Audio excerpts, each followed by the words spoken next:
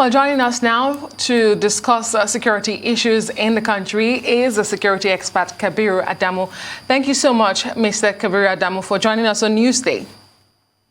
Thank you, Adesua. Good afternoon. Good afternoon. I think a good place to start would be where the governor just left off there, talking about burning of security formations across the region. We've seen some in the southeast. We've seen a bit in the south, talking about Rivers State. How worrisome is this? What do you think we are dealing with? Is this a new dimension to crime and criminality, or is it a disgruntled few who have a bone to pick with the Nigeria police force? Yes, so just to give it a bit of context, from January to the 17th of May, my consultancy have documented 59 of such attacks in the southeast and south of the country, targeting security force formations, security personnel, and then more recently, the offices of the Independent Electoral Commission. With the most recent happening in Ebonyi State, where two of such offices were targeted and were burned down.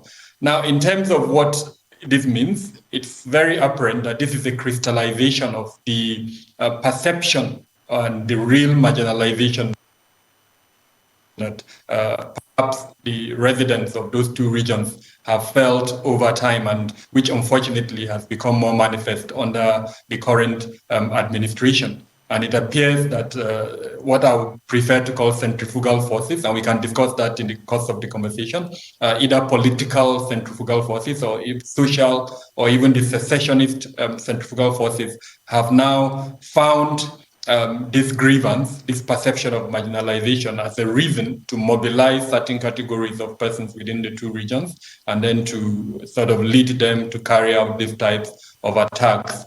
In terms of who is behind the attacks, unfortunately, no one has claimed the attacks. However, as you're aware, the Nigerian government, especially the police, has pointed a finger at the indigenous people of Biafra, or more, particularly its armed wing, which is the Eastern Security Network. On the other hand, this group has said, no, we are not involved. And then you have the governor of Imo State as an example, saying that these are political movements or the opposition party that is behind such attacks. So it's very apparent that there are centrifugal forces that are taking advantage of all of these differences, political, social, and to an extent economic, that are born out of this perception of marginalization or realization. And it could, fortunately, in the long run, portend a breakdown of social order in those two regions, with the objective perhaps of replacing this existing order with another order. But these are all what I would call forecast based on what we are seeing at the moment.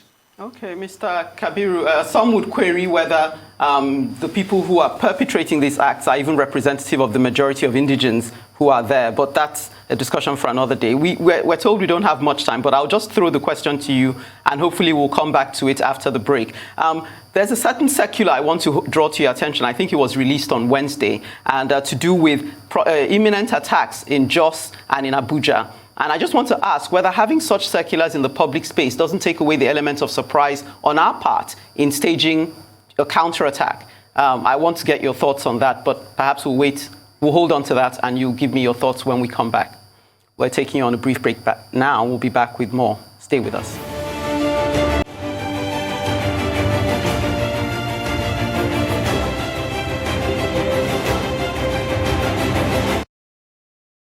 You're watching Newsday, and we're still discussing security issues with Kabiru Adamu. Good to have you, sir. Just to reiterate my question before we went on a break, I was just questioning the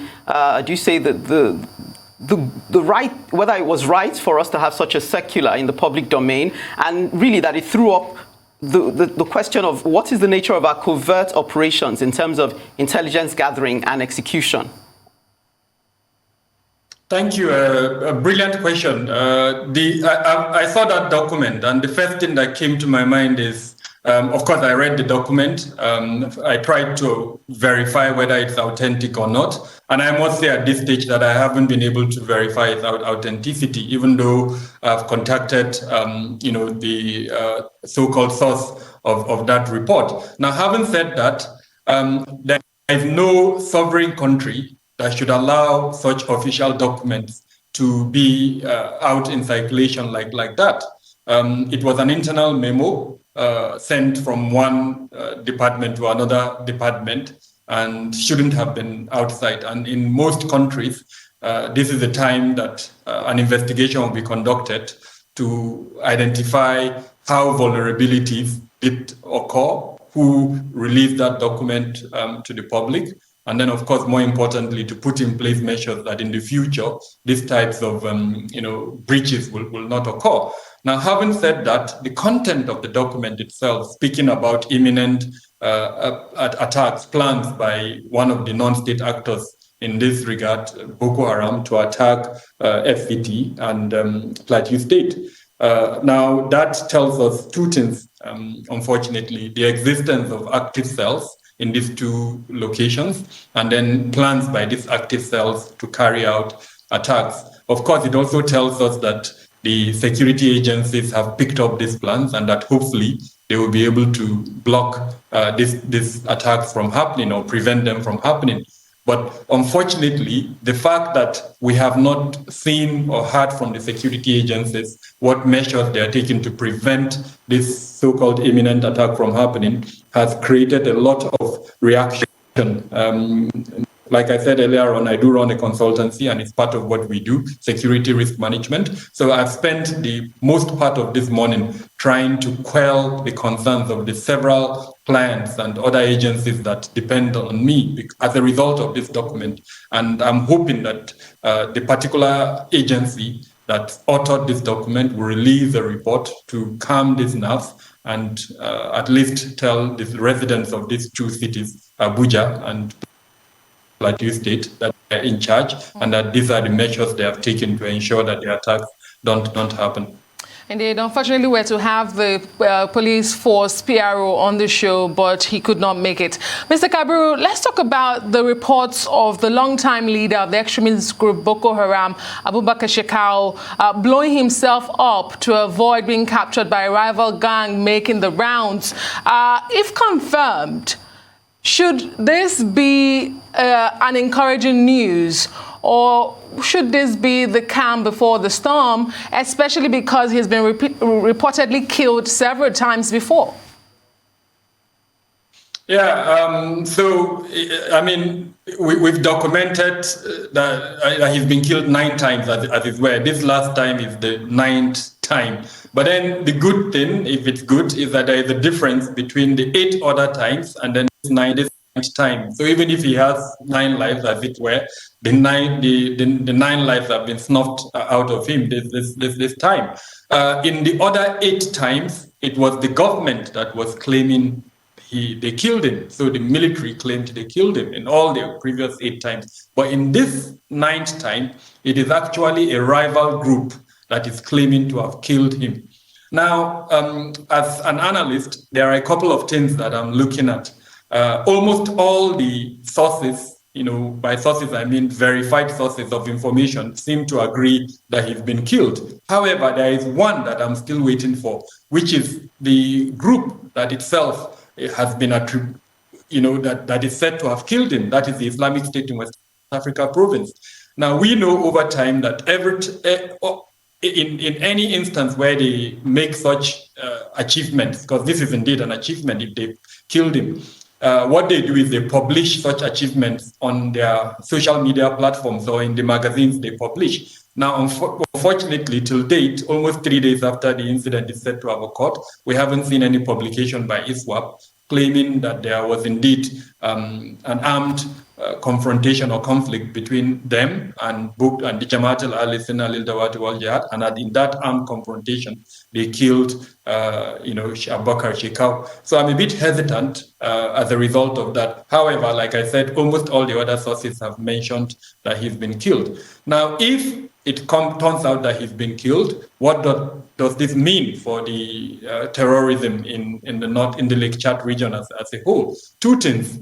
Before now, we've maintained a map of where Islamic State in West Africa province, ISWAP, had its operations. And we've also maintained a map where the Jamaat al-Sunnah al-Dawat wal-Jihad has its operations. Now, tied to that, we've also tried to keep at least an indication of the number of soldiers or troops or followers that each of these sites has. And we know that for the past 5 to 6 years, we have seen a steady decline in the number of followers or troops or whatever you want to call them that Boko Haram or the Jamaat al-Sunnah al-Dawat wal-Jihad as led by Abubakar Shekau has. And we've seen that number moving to the other side, which is the side of the Islamic State in West Africa province. So clearly, ISWAP has been growing in strength when Boko Haram has been reducing in number and even in terms of its territorial control, not necessarily territorial control, but where each side is operating in. Sambisa Forest, where the fight between the two groups is said to have occurred, is a known stronghold of the Jamaat al-Sunnah al-Dawat wal-Jihad, or the group that is led by Abubakar Shekau. And incidentally, that is where the Nigerian military has sort of concentrated its interdiction attacks in the last few months or years. So it's a bit surprising that ISWAP will decide to not only attack Sambisa, but take over Sambisa, possibly with the hope of turning it into another base. Let's remember that ISWAP has for a while maintained its stronghold or its camps or its base in the Lake Chad basin area and in some parts of northern Borno. So what does this mean in the short term and in the long run, given that if, for instance, we agree that Shekau has been killed, it means that ISWAP as a group would increase its size. It means that it would continue the attacks that we're seeing. Now, let's remember that ISWAP is the group that has been attacking security force formations, specifically military bases, and has been overrunning them and stealing from their armory. So that means we were likely to see a continuation of that. Then the expansion of ISWAP outside the northeast to locations like the northwest.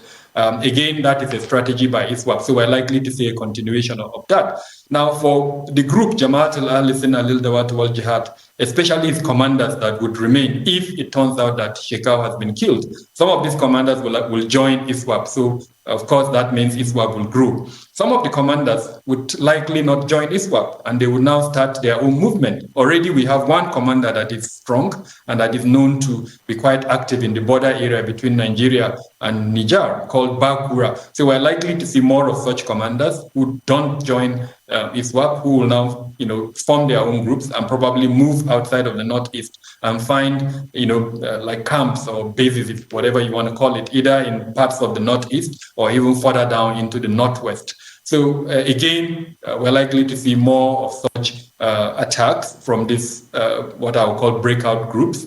And in the long run, it means instead of fighting one, front, the Nigerian military will be forced to fight different other fronts in different locations. So for me, whatever the prognosis, it doesn't look like it's success for us in the short term.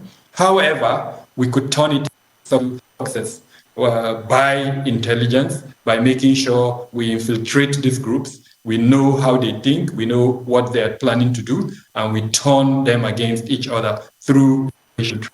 Again, these are intelligence issues that we can't discuss in public, but it's doable and it's been done in the past. Okay, well, thank you, Kabiru Adamu. Know your enemy. Thank you for your surveillance of the security terrain there. Thank you very much for having me. Pleasure.